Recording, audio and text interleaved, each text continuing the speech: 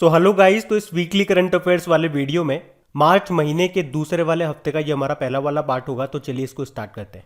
तो इस प्रश्न में आपसे पूछा जा रहा है कि अभी हाल ही में भारतीय रेलवे ने स्वचालित ट्रेन सुरक्षा प्रणाली का परीक्षण किया, उसका नाम क्या है? आंसर होगा कवच। और इस बार के बजट में भी कहा गया था कि 2000 किलोमीटर रेल नेटवर्क को कवच से सुरक्षित किया जाएगा। अब ये क्या है? अगर मान लो बाई मिस्टेक एक ही पटरी पे आमने सामने की तरफ से अपोजिट डायरेक्शन में दो ट्रेन आ जाती है, तो इनकी टक्कर को रोकने के लिए कवच सुरक्षा प्रणाली यूज की जाएगी। तो याद रखना, कवच क्या है? ये एक स्वचालित ट्रेन सुरक्षा प्रणाली है। इसमें रेडियो फ्रिक्वेंसी आइडेंटिफिकेशन का यूज किया गया है, ये भी आप ध्यान रखें। अच्छा, मुझे बताओ इस बार के बजट में कितनी वंदे भारत ट्रेन चलाई जाएगी ऐसा कहा गया? तो आंसर होगा 400। और वैसे हमारे टोटल रेलवे जोन कितने हैं? 18 है। 18वें का मुख्यालय है विशाखापत्तनम में। और इन रेलवे जोन में एक मेट्रो भी है। कौन सी? कोलकाता मेट्रो 17th जोन में आती है वो। अच्छा, भारत का पहला बुलेट ट्रेन स्टेशन ये कौन सा होगा? सूरत होगा। और अगर आपसे पूछा जाए कि रेल बजट को आम बजट में विलय किसने किया था? विवेक देवराय समिति ने। और अलग किसने किया था? एकवर्थ कमीशन ने। हमारे वर्तमान में रेल मंत्री अश्विनी वैष्णव हैं। पहले रेल मंत्री कौन थे? जॉन मथाई थे। अब आप लोग बताइए, अभी रेलवे बोर्ड के नए चेयरमैन और सीईओ कौन बन गए हैं? बढ़ते आगे। चलिए बताइए, अंतर्राष्ट्रीय महिला दिवस कब मनाया गया?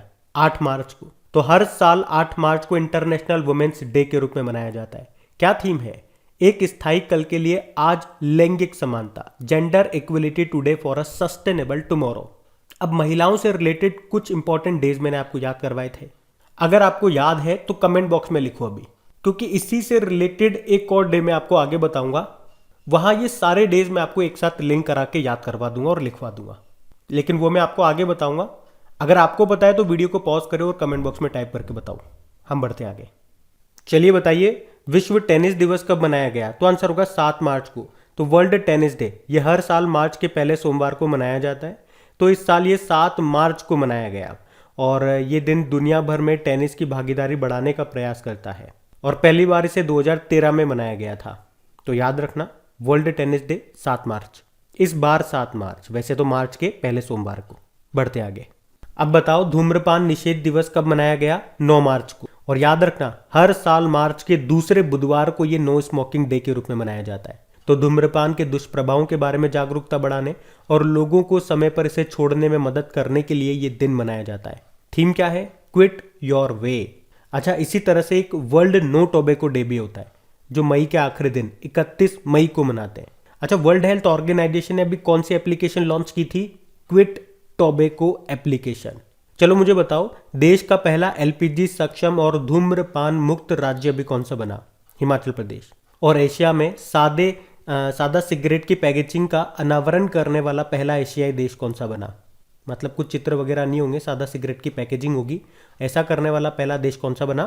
थाईलैंड। बढ़ते आगे। फिर बताइए, अभी जन औषधि दिवस कब मनाया गया? तो आंसर होगा 7 मार्च को। तो हर साल pharmaceutical and medical devices bureau of India के द्वारा 7 मार्च को जन औषधि दिवस के रूप में मनाया जाता है। ये दिन जेनेरिक दवाइयों के उपयोग और जन औषधि परियोजना के लाभों के बारे में जागरूकता फैलाने के लिए मनाया जाता है। थीम क्या है? जन औषधि जन उपयोगी। पहली बार इसे 2019 में मनाया गया था। और याद रखना कि सरकार ने मार्च 2025 तक प्रधानमंत्री भारतीय जन औषधि केंद्रों की संख्या बढ़ाकर कितने करने का लक्ष्य रखा? 10,500। आयुष मंत्री कौन है? सर्बानंदा सोनोवाल, जिनके पास शिपिंग मंत्रालय भी है। अच्छा, ये तो हो गया जन औषधि दिवस।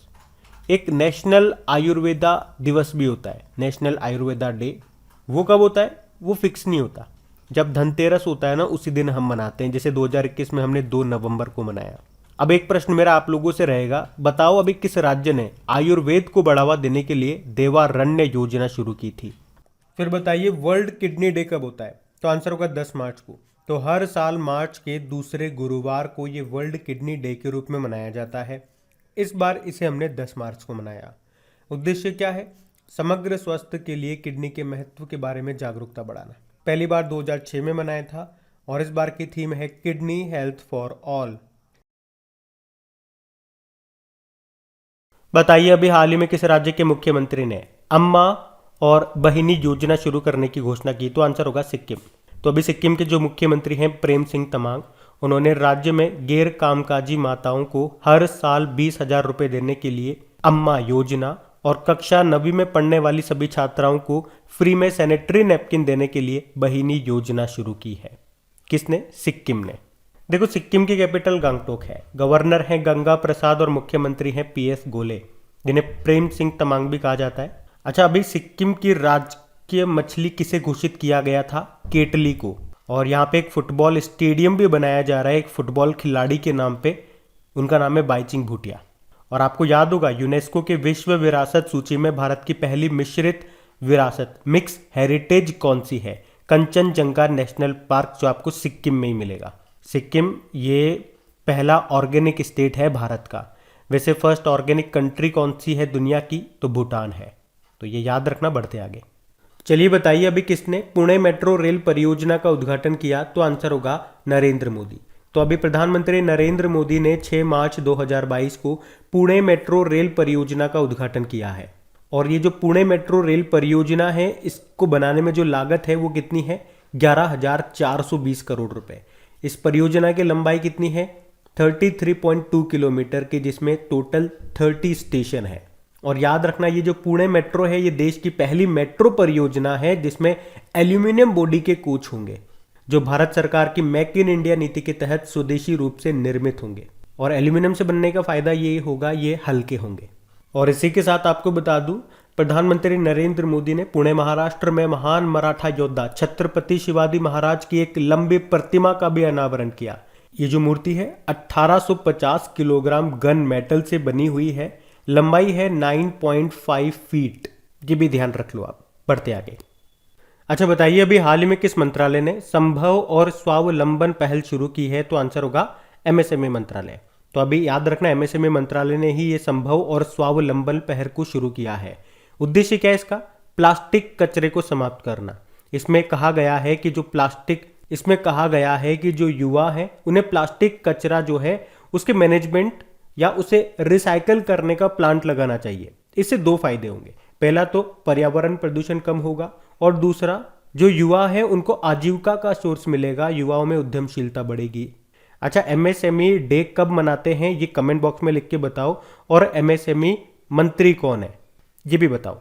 बाकी गृह मंत्री तो अमित शाह हैं, शिक्षा मंत्री धर्मेंद्र प्रधान है, और पर्यटन मंत्री या संस्कृति मंत्री आपके जी किशन रेड्डी हैं। चलो बताओ, अभी किस मंत्रालय ने समर्थ अभियान को लॉन्च किया? तो आंसर होगा MSME मंत्रालय। तो MSME मंत्रालय ने अभी समर्थ अभियान को लॉन्च किया, और ये एक समर्थ उद्यमिता अभियान है, यानी कि एंटरप्रेन्योरशिप को बढ़ावा देने के लिए एक अभियान है।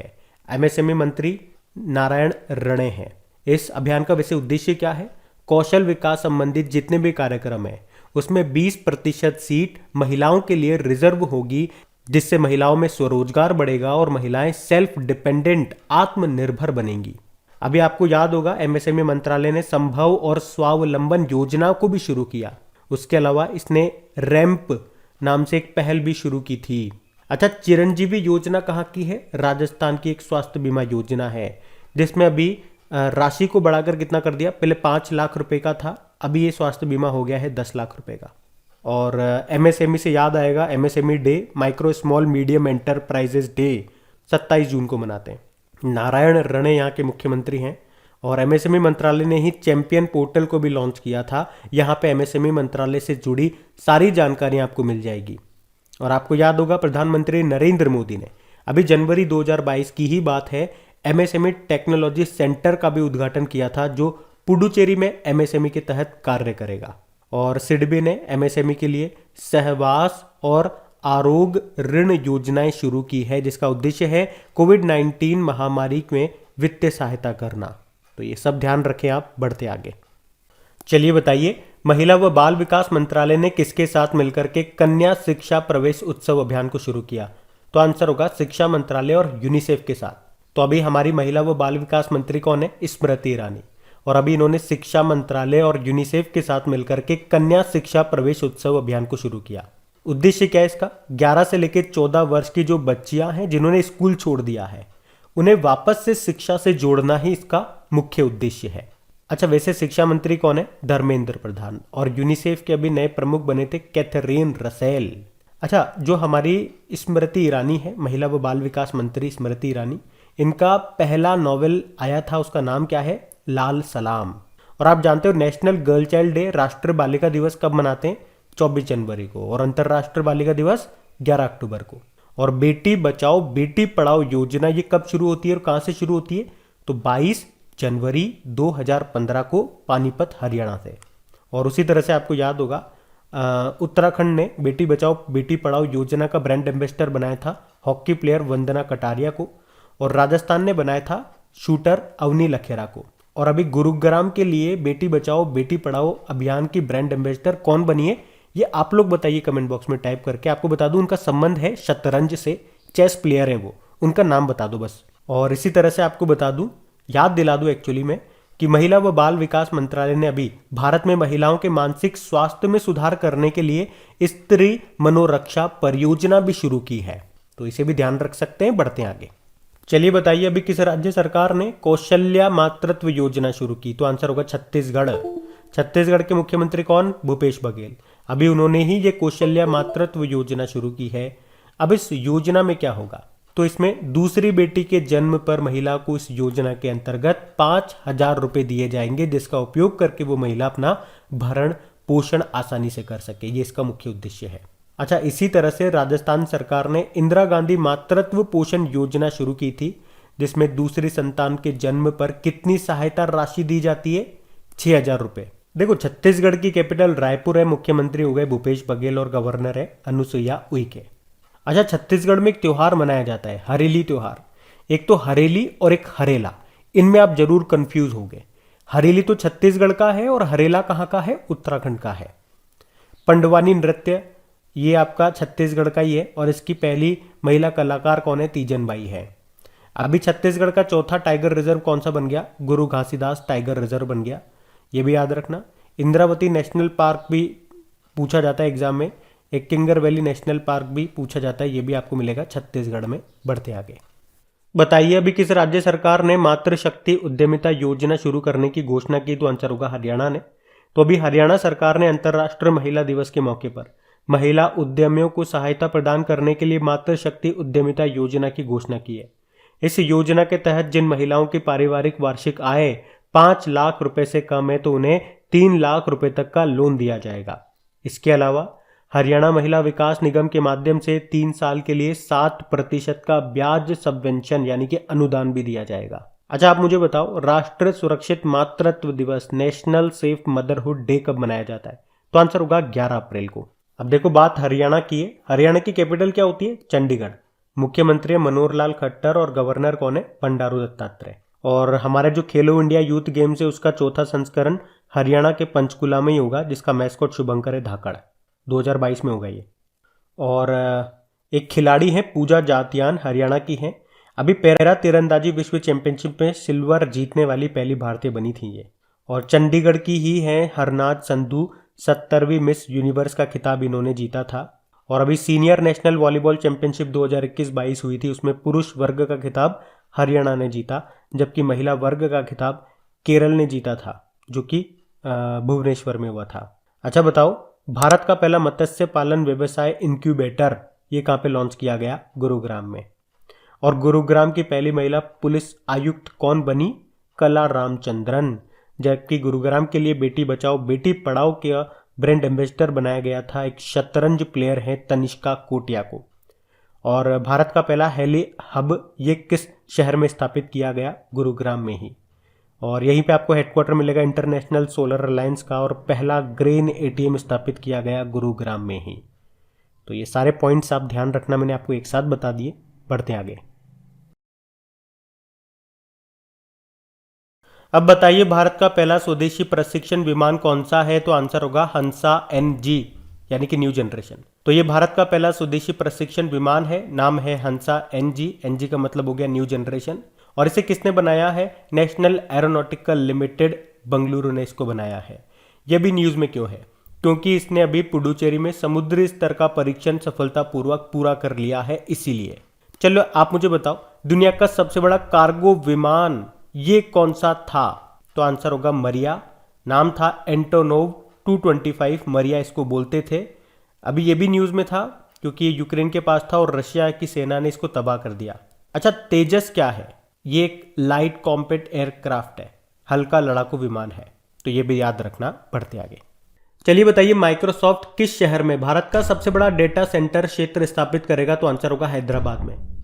तो अभी हाल ही में माइक्रोसॉफ्ट ने तेलंगाना के हैदराबाद में भारत में अपना चौथा डेटा सेंटर स्थापित करने की घोषणा की है। और ये हैदराबाद का जो ये डेटा सेंटर है ना, ये भारत के सबसे बड़े डेटा सेंटर में से एक होगा। इसे 2025 तक चालू कर दिया जाएगा। अच्छा, ये चौथा है तो पहले तीन कहां पर है? पुणे में, मुंबई में और चेन्नई में। तो ये जो चौथा डेटा सेंटर होगा हैदराबाद में, इसके लिए माइक्रोसॉफ्ट कितना इन्वेस्ट कर रहा है? 15 सालों में इन्वेस्ट करेगा 15,000 करोड़ रुपए। माइक्रोसॉफ्ट, इसके सह संस्थापक बिल गेट्स हैं। आपको याद होगा पाकिस्तान ने अभी अपना दूसरा सर्वोच्च सम्मान हिलाल ए पाकिस्तान इनको दिया था। माइक्रोसॉफ्ट का हेडक्वार्टर वॉशिंगटन डीसी में है। इसके सीईओ हैं सत्या नडेला। अभी जानते हो? चलो आप बताओ, एक तो सत्या नडेला हो गए और एक गूगल के सीईओ हैं सुंदर पिचई। कौन सा पद्म पुरस्कार मिला इनको? पद्म विभूषण, भूषण या पद्मश्री? ये आप बताओ। बाकी आप जानते हो IBM इंटरनेशनल बिजनेस मशीन, इसने साइबर सुरक्षा केंद्र ये कहां पे शुरू किया? बंगलुरु में। और वैसे हैदराबाद में स्टेच्यू ऑफ इक्वलिटी भी आपको मिलेगी। संत रामानुजाचार्य जी की है ये। कितनी ऊंची है? 216 फीट ऊंची है। और तमिलनाडु के तंजावुर में एक तो भारत का पहला खाद्य सुरक्षा संग्रहालय वहां पे आपको मिलेगा तंजावुर में। और तंजावुर में एक मंदिर भी है, बृहदेश्वर मंदिर, जिसे किसने बनाया? चोल वंश के शासक राजराज प्रथम ने बनाया। अच्छा, तमिलनाडु के मुख्यमंत्री का नाम न्यूज में था, MK स्टालिन इनका नाम है। द्रविड़ मुनेत्र कड़कम पार्टी से है। क्यों नाम न्यूज में था? इनकी जीवनी आई है, बायोग्राफी। क्या नाम है? उंगलिल ओरुवन। याद रखना ये। बढ़ते आगे। बताइए, बोधगया में भगवान बुद्ध की भारत की सबसे बड़ी शयन मुद्रा में जो मूर्ति है उसका निर्माण किया जा रहा है। मूर्ति की लंबाई कितनी है? 100 फीट। तो बिहार के बोधगया में। कहां पे? बिहार के बोधगया में भगवान बुद्ध की भारत की सबसे बड़ी शयन मुद्रा में मूर्ति का निर्माण किया जा रहा है। कौन बना रहा है इसे? Buddha international welfare mission. कितनी लंबी है? 100 फीट लंबी है। कितनी ऊंची है? 30 फुट ऊंची है। इसके वास्तुकार कौन है? मिंटू पॉल है। ये 2023 तक बनकर के पूरी तैयार हो जाएगी। और ये जो मूर्ति है भगवान बुद्ध की है, किस मुद्रा में है? शयन मुद्रा में है। और इसे फाइबर ग्लास से बनाया जा रहा है। और आपको बता दूं कि सन 2002 में बोधगया में जो महाबोधि मंदिर है उसको यूनेस्को के विश्व धरोहर स्थल बनाया गया था। अच्छा, इसी तरह से एक तो स्टेच्यू ऑफ इक्वलिटी आपको याद होगा जो कि हैदराबाद में है, संत रामानुजाचार्य की है। ऊंचाई है 216 फीट। एक स्टेच्यू ऑफ यूनिटी आप जानते ही हो, गुजरात के केवड़िया में है, सरदार पटेल जी की है। ऊंचाई कितनी है? 597 फीट, जो कि दुनिया की सबसे ऊंची है। मीटर में बोलोगे तो 182 मीटर। अच्छा, बुद्ध से रिलेटेड कुछ नॉर्मल प्रश्न है जो कई बार रिपीट होते हैं बार बार। जैसे कि एक बार SSC में प्रश्न आया था, बौद्ध धर्म की पवित्र पुस्तक कौन सी है? तो आंसर होगा त्रिपिटक। त्रिपिटक नाम है। बुद्ध का जन्म कहां पे हुआ था? लुम्बिनी में, जो वर्तमान में आपको मिलेगा नेपाल में। 563 ईसा पूर्व में हुआ था। इन्हें लाइट ऑफ एशिया के नाम से भी जाना जाता है। ये प्रश्न भी एग्जाम में आ गया। लाइट ऑफ एशिया के नाम से किन्हें जाना जाता है? भगवान बुद्ध को। इनके बचपन का नाम क्या था? सिद्धार्थ था। इनकी माता का नाम था माया देवी और इनकी पत्नी का नाम था यशोधरा। अच्छा, सिद्धार्थ के गृह त्याग को क्या कहा जाता है? महाभिनिष्क्रमण कहा जाता है। जबकि इनकी मृत्यु की घटना को महापरिनिर्वाण कहा जाता है। कहाँ हुई थी इनकी मृत्यु? कुशीनगर में। और ज्ञान की प्राप्ति कहाँ पे हुई थी? बोधगया में, निरंजना नदी के तट पर पीपल के पेड़ के नीचे। और ज्ञान प्राप्ति के बाद उन्हें गौतम बुद्ध या तथागत कहा गया। और इनका जो पहला उपदेश है वो क्या कहलाता है? धम्म चक्र प्रवर्तन। कहाँ पे दिया था? सारनाथ यूपी में। तो ये कुछ पॉइंट्स हैं, आप ध्यान रखें जनरली। बढ़ते आगे। अच्छा बताइए, हाल ही में विश्व एथलेटिक्स पैदल चाल टीम चैंपियनशिप 2022 में पहली बार भारतीय टीम ने कौन सा पदक जीता? तो आंसर होगा ब्रोंज मेडल। तो विश्व एथलेटिक्स पैदल चाल टीम चैंपियनशिप 2022 में महिला वर्ग में बात कर रहे हैं। इन्होंने 20 किलोमीटर में भारत की टीम ने जीता है ब्रोंज, और गोल्ड जीता है चाइना ने, और यूनान ने सिल्वर मेडल जीता। और याद रखना, भारत ने भले ही ब्रोंज मेडल जीता हो, कांस्य पदक जीता हो, लेकिन भारत में महिलाओं के द्वारा पैदल चाल चैंपियनशिप में जीता गया ये पहला मेडल है। इसमें 3 महिलाएं शामिल थी, भावना जाट, रवीना और मुनीता प्रजापति। इसी तरह से आपको हरियाणा की एक खिलाड़ी है पूजा जातियान, उनका नाम याद होगा। अभी पैरा तीरंदाजी विश्व चैंपियनशिप में भारत के लिए पहला सिल्वर मेडल जीता था उन्होंने, वो भी पहला था। अभी आप देखोगे टोक्यो ओलंपिक 2020 में टोटल 3 महिलाओं ने मेडल जीते थे।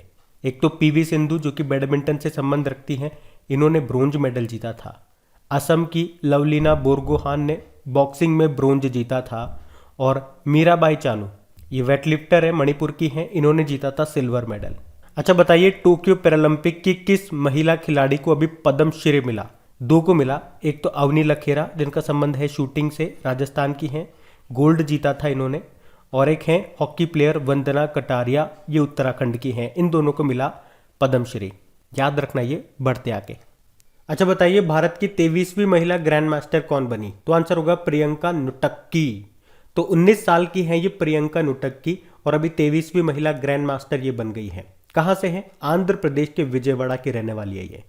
अच्छा, ये प्रियंका तो 23वें नंबर की महिला ग्रैंड मास्टर बनी है।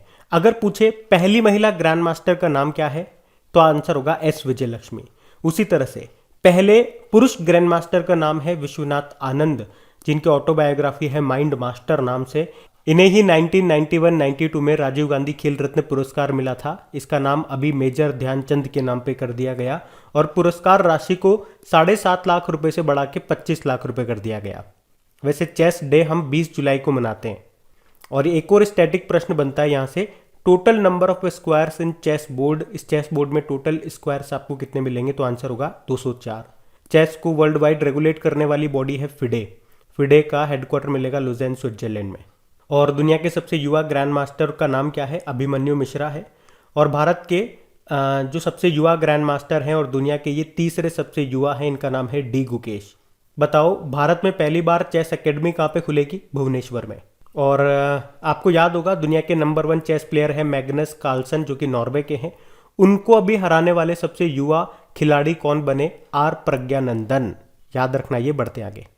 और हाँ गाइज, आगे बढ़ने से पहले बता दूं, अगर ये सीरीज आपको वाकई अच्छी लग रही है, पसंद आ रही है, आप चाहते हो ये सीरीज पूरे साल भर इसी तरह से कंटिन्यू बनी रहे, अगर आपको इससे मदद मिलती है तो प्लीज़ वीडियोस को सपोर्ट ज़रूर करें। हमारी मेहनत को, इन वीडियोस को आपकी भी मदद की ज़रूरत है। एक मोटिवेशन चाहिए होता है इतनी मेहनत करने के लिए। सिर्फ इतना सा कहते हैं, वीडियो पसंद आता है इसे लाइक जरूर कर दें। और अपने दोस्तों के साथ में या जो भी आपका स्टडी ग्रुप है, प्लीज़ एक बार वीडियोस को शेयर ज़रूर करना।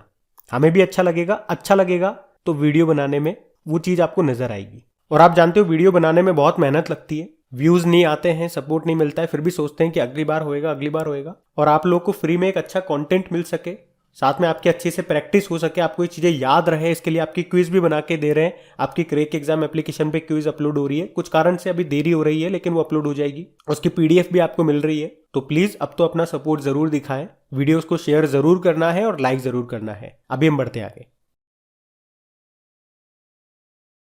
बताइए, उल्लास की नाव, ये जो बुक है इसके लेखक कौन है? विकास कुमार झा। तो लेखक विकास कुमार झा ने ये बुक लिखी थी उल्लास की नाव। और अभी उनकी जो बेटी है सृष्टि झा, उन्होंने इस बुक का अंग्रेजी में अनुवाद कर दिया और उस बुक का नाम रख दिया इंग्लिश में the queen of Indian pop, the authorised biography of Usha Uthappa, जो कि जीवनी है, बायोग्राफी है पॉप आइकॉन उषा उथप्पा की। मैंने आपको बताए थे 2-4 काफ़ी फेमस गाने आपको इनके याद भी होंगे। वैसे तो काफ़ी सारे गाने गाए हैं, जैसे कि हरि ओम हरि, हरि ओम हरि, ये तो रंबा हो, जीते हैं हम शान से, मरते हैं, ऐसे ऐसे गाने गाए इन्होंने, है ना। उनकी ये जीवनी है, बायोग्राफी है। किसने लिखी है? सृष्टि झा ने। उसका नाम भी मैंने आपको बता दिया, the queen of Indian pop, the authorised biography of Usha Uthappa. और एक्चुअली मैंने आपको बता दिया ये अंग्रेजी अनुवाद है। कौन सी बुक का? उल्लास की नाव। उसको लिखा था इनके पिताजी विकास कुमार झा ने। बाकी सागरिका घोष अटल जी के ऊपर एक बुक लिखी है, बुक का नाम भी अटल बिहारी वाजपेयी रख दिया। नवदीप सिंह गिल गोल्डन बॉय नीरज चोपड़ा के नाम से एक बुक लिखी इन्होंने, नीरज चोपड़ा के ऊपर। बढ़ते आगे। अब बताइए, द ब्लू बुक नाम से एक पुस्तक लिखी है किसने? अमिताभ कुमार ने। तो भारतीय लेखक और पत्रकार है अमिताभ कुमार, इन्होंने ये बुक लिखी है जिसका नाम है the blue book, the writer's journal. Anirudh Suri the great tech game नाम से बुक लिखी थी। Jimmy Soni the founders the story of PayPal नाम की बुक लिखी थी। और उमा दास गुप्ता रविंद्रनाथ टैगोर जी के ऊपर एक बुक लिखी थी इन्होंने, उस बुक का नाम है the history of Shri Niketan, Rabindranath Tagore pioneering work in rural construction. ये भी याद रखना, बढ़ते आगे। अच्छा बताइए किसे मरणोपरांत नारी शक्ति पुरस्कार से सम्मानित किया जाएगा? तो आंसर होगा इला लोध को। तो त्रिपुरा में स्वास्थ्य सेवाओं की पूर्व निदेशक थी ये डॉक्टर इला लोध, जिनको मरणोपरांत नारी शक्ति पुरस्कार 2020 से सम्मानित किया जाएगा। पिछले साल जुलाई में इनका निधन हो गया था। तो याद रखना ये कब दिए जाते हैं पुरस्कार? अंतर्राष्ट्रीय महिला दिवस के मौके पर। और कौन देते हैं? राष्ट्रपति जी देते हैं, राष्ट्रपति भवन में देते हैं। इनको कब शुरू किया गया था देना? 1999 में। पुरस्कार के रूप में कितनी राशि दी जाती है? 2 लाख रुपए। और याद रखना 25 साल से अधिक उम्र की महिलाओं को दिया जाता है ये सम्मान। बाकी नमिता गोखले इंग्लिश का साहित्य अकादमी पुरस्कार जीता था इन्होंने इनके novel the thing to leave behind के लिए। और हिंदी का साहित्य अकादमी पुरस्कार किसने जीता? दया प्रकाश सिन्हा ने उनके नाटक सम्राट अशोक के लिए। एक दीपक धर का नाम भी आप याद रख लो, बोल्ट्जमैन पुरस्कार पाने वाले पहले भारतीय बने थे ये, इनका नाम इंपॉर्टेंट है। प्राजक्ता कोली आप जानते ही हो, यूनाइटेड नेशन डेवलपमेंट प्रोग्राम ने भारत की पहली यूथ क्लाइमेट चैंपियन इनको घोषित किया था। और नवदीप कौर, भारत की नवदीप कौर हैं ये, इन्होंने मिसेज वर्ल्ड 2022 प्रतियोगिता में सर्वश्रेष्ठ राष्ट्रीय पोशाक का पुरस्कार, बेस्ट नेशनल कॉस्ट्यूम का अवार्ड जीता था। ये उड़ीसा की है। वैसे मिसेज वर्ल्ड 2022 का खिताब जीता किसने था? तो अमेरिका की शाइलिन फोर्ड ने जीता था। और अगर मैं आपसे पूछूं कि गणित के क्षेत्र में जो रामानुजन पुरस्कार दिया जाता है वो अभी किसको मिला था? नीना गुप्ता को। वो भी ध्यान रखना, बढ़ते आगे। बताइए अभी किसे 2022 के अंतर्राष्ट्रीय महिला साहस पुरस्कार के लिए चुना गया? रिजवान हसन को। तो बांग्लादेश की पर्यावरण वकील हैं ये रिजवान हसन, जिन्हें 2022 के अंतर्राष्ट्रीय महिला साहस पुरस्कार के लिए चुना गया। तो अब वे अमेरिकी विदेश विभाग के द्वारा सम्मानित की जाने वाली दुनिया भर की 12 महिलाओं में शामिल हो गई है। और आपको बता दूं इन्हें 2012 में रेमन मैग्सेसे से पुरस्कार भी मिल चुका है, लेकिन अब मिलेगा अंतर्राष्ट्रीय महिला साहस पुरस्कार। बाकी दीपक धर बोल्ट्जमैन पदक से सम्मानित होने वाले पहले भारतीय हैं ये। विनोद शर्मा 2022 का सुभाष चंद्र बोस आपदा प्रबंधन पुरस्कार जीता था व्यक्तिगत श्रेणी में। जेसी चौधरी भी इंपॉर्टेंट नाम है। अभी न्यूमरोलॉजी अंक ज्योतिष में पहला गिनीज वर्ल्ड रिकॉर्ड हासिल किया था इन्होंने। और मुझे बताओ अभी यूनाइटेड नेशन डेवलपमेंट प्रोग्राम ने किसे भारत की पहली यूथ क्लाइमेट चैंपियन चुना है? इसका उत्तर आप दोगे। बढ़ते हम आगे। चलिए बताइए अभी आरबीआई ने फीचर फोन के लिए किस यूपीआई आधारित पेमेंट प्रोडक्ट को लॉन्च किया? तो आंसर होगा यूपीआई 123 पे। फीचर फोन क्या होता है? आप जानते हो पहले वो बटन वाले फोन चला करते थे, कीपैड वाले, उनको कहते हैं फीचर फोन। तो अब आरबीआई ने कहा कि जिनके पास भी फीचर फोन है वो स्मार्टफोन नहीं है, तो आप चिंता ना करें, आप उसके द्वारा भी डिजिटल पेमेंट कर सकते हैं। मतलब डिजिटली आप किसी को पैसे भेजना चाहते हैं तो स्मार्टफोन में तो आप भेज देते हैं, लेकिन अब से आप उस बटन वाले फीचर फोन में भी ऐसा कर पाएंगे। उसी के लिए ये यूपीआई 123 पे सर्विस लॉन्च की गई है। और इसमें आपको इंटरनेट की भी जरूरत नहीं पड़ेगी। बस आपको क्या करना है, जिस नंबर पे आपको पैसे भेजने वो नंबर डायल करना है, फिर जितना पेमेंट भेजना है वो डायल करना है, और फिर आपको यूपीआई पिन डालना है और फिर ओके कर देना है, पैसा चला जाएगा। और इसके अलावा आरबीआई ने अभी डीजी साथी पहल भी शुरू की है, जो डिजिटल भुगतान के लिए 24 घंटे 7 दिन एक हेल्पलाइन है, 24/7 हेल्पलाइन है डीजी साथी। यूपीआई की फुल फॉर्म क्या होती है? Unified payment interface. और देखो चाहे भीम हो गया, यूपीआई हो गया, रुपए हो गया, इन सबको किसने डेवलप किया? NPCI, national payment corporation of India ने। और आप जानते हो भीम शुरू किया था अभी भूटान ने, और भारत ने किस देश में यूपीआई को शुरू किया था? तो नेपाल में किया था। और रुपए से भी आपको याद होगा 2022 आईपीएल का ऑफिशियल पार्टनर बन गया है रुपए, जबकि टाइटल स्पॉन्सर तो टाटा ग्रुप है। तो ये ध्यान रखना आप। बढ़ते आगे। चलिए बताइए हाल ही में किस बैंक ने हाउस वर्क इज वर्क नाम से एक पहल शुरू की? तो आंसर होगा एक्सिस बैंक।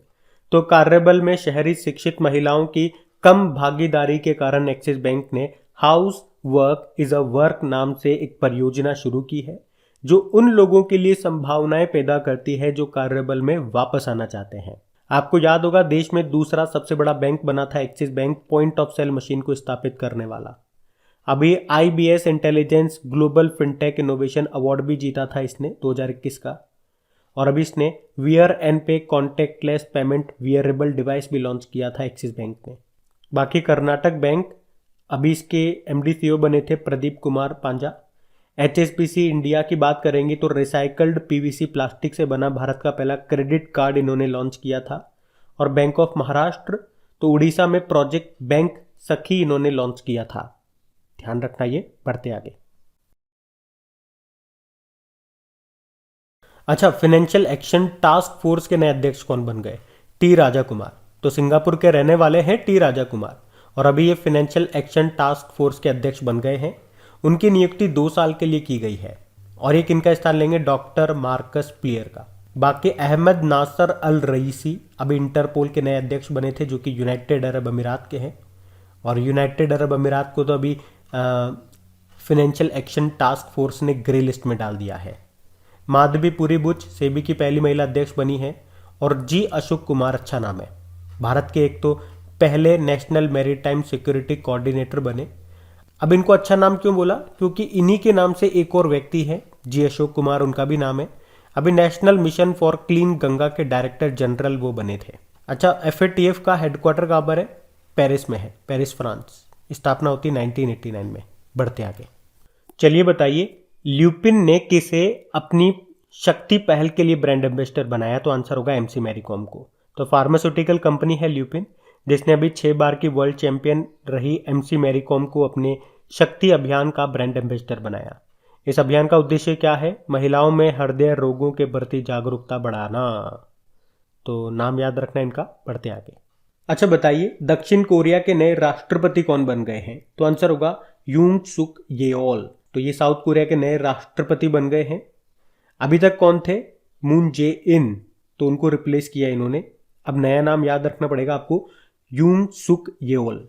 तो साउथ कोरिया की कैपिटल क्या होती है? सियोल होती है, करेंसी है साउथ कोरियन वॉन, और प्रेसिडेंट है यून सुक येओल। बाकी मिया मोटली बारबाडोस की फिर से प्रधानमंत्री बनी थी। और बारबाडोस के पहले प्रेसिडेंट कौन? डेम सेंट्रा मैसन। बाकी स्वीडन की पहली महिला प्रधानमंत्री कौन? Magdalena Andersson. और जर्मनी के नए चांसलर कौन? Olaf Scholz. चलो आप तो ये बताओ, साउथ कोरिया और नॉर्थ कोरिया के बीच के जो बॉर्डर लाइन है उसको क्या कहते हैं? बढ़ते हैं आगे। चलिए बताइए, हाल ही में जारी annual India solar market update report 2021 के अनुसार भारत ने वर्ष 2021 में कितने गीगावाट सौर क्षमता स्थापित की है? 10 गीगावाट। तो रिपोर्ट का नाम क्या है? Annual India solar market update report 2021। और इसमें बताया है कि 2021 में भारत ने कितनी सौर ऊर्जा स्थापित की है? तो आंसर होगा 10 गीगावाट। और 2020 में कितनी की थी? 3.2 गीगावाट। तो आप देख सकते हो 2020 से 2021 में कितनी ग्रोथ हुई है? 212% की। तो 10 गीगावाट में पहले स्थान पर है, यानी कि सर्वाधिक जो सौर ऊर्जा है ये स्थापित की है किस राज्य ने? राजस्थान ने। दूसरे नंबर पर है कर्नाटक। मतलब सर्वाधिक सौर ऊर्जा, सोलर एनर्जी स्थापित करने के मामले में राजस्थान टॉप पर है। अच्छा, सोलर से आपको याद आएगा रीवा सोलर प्लांट, जिसका उद्घाटन किया था नरेंद्र मोदी ने। कहां पर? मध्य प्रदेश के रीवा शहर में। इसकी कैपेसिटी कितनी है? 3 यूनिट है 250 मेगावाट की। तो टोटल कैपेसिटी हो गई 750 मेगावाट। और आपको याद होगा सौर ईंधन का उपयोग करने वाली पहली एयरलाइन कौन सी बनी थी? Swiss airline. और बताओ भी, ग्रिड से सोलर एनर्जी की तरफ ट्रांसफर होने वाला भारत का पहला शहर कौन सा बनेगा? उड़ीसा का कोणार्क शहर। याद रखना ये। बढ़ते आगे। बताइए, मार्च 2022 में फाइनेंशियल एक्शन टास्क फोर्स ने किस देश को अपनी ग्रे लिस्ट में शामिल किया? तो आंसर होगा यूनाइटेड अरब अमीरात। फाइनेंशियल एक्शन टास्क फोर्स, इसकी स्थापना होती है 1989 में। हेडक्वार्टर मिलेगा आपको पेरिस फ्रांस में। और टोटल मेंबर कंट्रीज हैं 39। काम क्या होता है इसका? वैसे आतंकवाद के लिए जो फंडिंग होती है ना, उसे रोकना ही इसका मेन मकसद है। और इसके लिए इसने 2 लिस्ट बनाई है, एक ग्रे लिस्ट और एक ब्लैक लिस्ट। तो अगर कोई देश ग्रे लिस्ट के अंदर आता है, इसका मतलब हो गया ये उन पर निगरानी रख रहा है। और अगर किसी देश को ये ब्लैक लिस्ट में डाल देता है, इसका मतलब अब उस पर प्रतिबंध लगाए जाएंगे। पाकिस्तान की बात करें तो ये ग्रे लिस्ट में है काफी समय से। और अभी हम पढ़ रहे हैं कि यूनाइटेड अरब अमीरात ये इसकी ग्रे लिस्ट में आ गया है। यूनाइटेड अरब अमीरात की कैपिटल अबू धाबी है। यहीं पे आपको इंटरनेशनल रिन्यूएबल एनर्जी एजेंसी का हेडक्वार्टर मिलेगा। करेंसी दिरहम है। प्रेसिडेंट है शेख खलीफा बिन जायद अल नयान। और आप जानते हो दुबई में, यूनाइटेड अरब अमीरात के दुबई में हेडक्वार्टर है किसका? इंटरनेशनल क्रिकेट काउंसिल का। और दुबई में दुनिया की पहली हाइड्रोजन से चलने वाली flying boat the jet launch की गई थी। विश्व की पहली पेपरलेस सरकार दुबई की है। और भारत के बाहर जो पहला आईआईटी बनेगा ये दुबई में ही बनेगा। और इंटरपोल के जो अभी नए प्रेसिडेंट बने थे अहमद नासिर अल रईसी, ये यूनाइटेड अरब अमीरात के ही हैं। और आपको बता दूं कि यूनाइटेड अरब अमीरात 2023 में कोप 28 की मेजबानी करेगा। अच्छा बताओ, कोप 27 ये 2022 में होंगे कहाँ पे? मिस्र में। और कोप 26 कहाँ पे हुए थे 2021 में? ग्लासगो स्कॉटलैंड में। याद रखना ये सब। बढ़ते आगे बताइए, अभी भारत और किस देश के बीच में स्लाइनेक्स नौसैनिक अभ्यास का आयोजन किया गया? तो आंसर होगा Sri Lanka. SLINEX Sri Lanka India naval exercise, Bharat और श्रीलंका के बीच में होती है ये एक्सरसाइज। इस बार ये 9th नंबर की एक्सरसाइज थी। कहाँ पे हुई? विशाखापत्तनम और बंगाल की खाड़ी में। और इसमें भारतीय नौसेना के कौन से जहाज ने भाग लिया, पार्टिसिपेट किया? तो आईएनएस किर्च ने। अच्छा देखो, श्रीलंका के साथ एक तो हमने ये स्लाइनेक्स नाम का एक्सरसाइज किया, इसके अलावा एक और एक्सरसाइज करते हैं। कौन सी? मित्र शक्ति नाम की एक्सरसाइज, वो भी हम श्रीलंका के साथ करते हैं। और शक्ति से तो काफी कंफ्यूज हो सकते हो आप। एक तो शक्ति हम करते हैं फ्रांस के साथ, एक समुद्र शक्ति होता है और गरुड़ शक्ति होता है, वो इंडोनेशिया के साथ करते हैं हम। मित्र शक्ति मैंने आपको बता दिया, श्रीलंका के साथ करते हैं। और अभी हमने पहला कोंकण शक्ति किया था 2021 में, जो कि ट्राई सर्विस एक्सरसाइज था। किसके साथ किया था? यूके के साथ किया था। और ऑपरेशन शक्ति ये तो हमारा दूसरा परमाणु परीक्षण था, जो कि पोखरण में हुआ था 1998 में। उसका नाम था पोखरण शक्ति। और पहले वाले का नाम क्या था? स्माइलिंग बुद्धा, जो 1974 में हुआ था। तो इस तरह से आप चीज़ों को कोरिलेट करके याद रखोगे तो आसान रहेगा चीज़ों को याद रखना। बढ़ते आगे फिर बताइए, मार्च 2022 में किस संस्थान में सुपर कंप्यूटर परम गंगा को स्थापित किया गया? तो आंसर होगा आईआईटी रुड़की। तो परम गंगा जो कि एक सुपर कंप्यूटर है, जिसे अभी आईआईटी रुड़की में स्थापित किया गया है। इसका निर्माण किसके तहत किया गया? राष्ट्रीय सुपर कंप्यूटिंग मिशन के तहत, जिसे शुरू किया गया था 2015 में। और कब तक के लिए? 7 साल के लिए, यानी कि 2022 तक, जिसका उद्देश्य है 70 से ज़्यादा सुपर कंप्यूटर का निर्माण करना। और ये मिशन किसने शुरू किया? तो सीडेक ने, centre for development and advance computing ने। और आपको याद होगा इसी मिशन के अंतर्गत परम प्रवेगा नाम का जो सुपर कंप्यूटर है वो बनाया गया था। और उसे कहाँ पे स्थापित किया गया था? आईआईएससी बेंगलुरु में। वो भी ध्यान रखना। वैसे अभी आईआईटी रुड़की ने किसान मोबाइल एप्लीकेशन को भी लॉन्च किया था। अच्छा, भारत का पहला सुपर कंप्यूटर कौन सा है? परम 8000। इसे भी सीडेक पुणे ने ही बनाया है। और यहाँ पे गंगा से याद आएगा ऑपरेशन गंगा। यूक्रेन में फंसे हुए भारतीयों को वापस लाने के लिए जो ऑपरेशन चलाया था उसका नाम है ऑपरेशन गंगा। वैसे दुनिया का सबसे मोस्ट पावरफुल सुपर कंप्यूटर किसके पास है? जापान के पास है, जिसका नाम है फुगाकू। और भारत में सुपर कंप्यूटर का जनक किसे कहा जाता है? विजय भटकर को। जबकि दुनिया में सिमोर क्रे को कहा जाता है। वैसे अभी ईरान ने भी अपना मोस्ट पावरफुल सुपर कंप्यूटर बनाया था, उसका नाम है सिमोर्ग। अभी आपको याद होगा आईआईटी कानपुर ने एक बायोडिग्रेडेबल नैनो पार्टिकल बनाया था। और आईआईटी दिल्ली से याद आएगा दुनिया का सबसे छोटा वियरेबल एयर प्यूरिफायर इसने लॉन्च किया था, जिसका नाम रखा था नासो 95। वैसे भारत का सबसे ऊंचा एयर प्यूरिफायर टावर कहाँ पे लगाया गया, ये आप लोग बताइए। और दुनिया का पहला plant based smart air purifier बनाया था आईआईटी रोपड़ ने, इसको नाम दिया था यूब्रीथ लाइफ।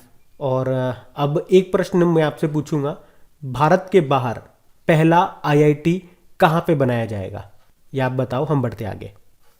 चलिए बताइए, अभी किस राज्य या यूनियन टेरिटरी में पूसा कृषि विज्ञान मेला 2022 ये शुरू हुआ? तो आंसर होगा दिल्ली। हमारे केंद्रीय राज्य मंत्री हैं कैलाश चौधरी, और अभी उन्होंने नई दिल्ली में पूसा कृषि विज्ञान मेला 2022 का उद्घाटन किया, जिसकी थीम थी self reliant farmer with technical knowledge. अभी आपको याद आएगा दिल्ली पुलिस ने स्मार्ट कार्ड आर्म्स यानी कि सशस्त्र लाइसेंस शुरू करने वाली ये देश की पहली पुलिस बनी थी। और दिल्ली पुलिस कमिश्नर राकेश अस्थाना है, इन्होंने अभी उन्नति पोर्टल को लॉन्च किया था। और अभी दिल्ली पुलिस ने अपना पहला पॉडकास्ट भी लॉन्च किया, और इस पॉडकास्ट का पहला एपिसोड है किस्सा खाकी का। इस पॉडकास्ट को किसने सुनाया? वर्तिका नंदा ने। और अभी दिल्ली सरकार ने जय भीम मुख्यमंत्री प्रतिभा विकास योजना भी शुरू की थी, मुफ्त में कोचिंग दी जाएगी इसमें। और देखो मेले की बात है तो पहला ड्रोन मेला ये कहाँ पे लगा? ग्वालियर मध्य प्रदेश में। बंगस आवाम मेला जम्मू कश्मीर का है। अंबुबाची का मेला असम के कामाख्या देवी मंदिर में लगता है। और केरल के सबरीमाला मंदिर में मकर विलक्कू त्योहार मनाया जाता है। ये ध्यान रखना।